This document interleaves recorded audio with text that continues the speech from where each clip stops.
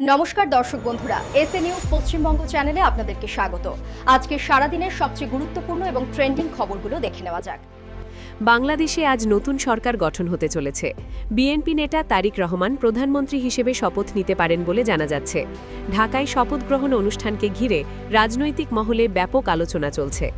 এদিকে ভারতে আজ থেকে শুরু হয়েছে সেন্ট্রাল বোর্ড অব সেকেন্ডারি এডুকেশনের দশম ও দ্বাদশ শ্রেণীর বোর্ড পরীক্ষা।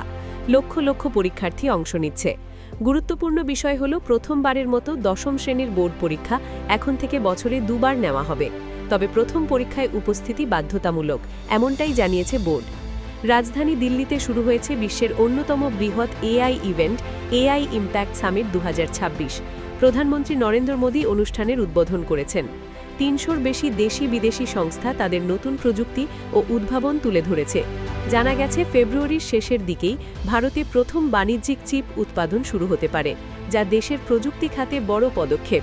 এবার আবহাওয়ার খবর।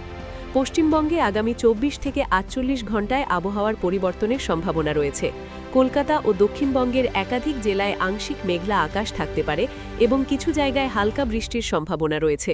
উত্তরবঙ্গের দার্জিলিং ও কালিম্পং এলাকায় হালকা বৃষ্টি এবং পাহাড়ি অঞ্চলে ঠান্ডা বাড়তে পারে। দক্ষিণবঙ্গে দিনের তাপমাত্রা সামান্য বাড়লেও রাতের দিকে হালকা শীত অনুভূত হবে। কোথাও কোথাও ৩০ থেকে ৪০ কিলোমিটার বেগে দমকা হাওয়া বইতে পারে।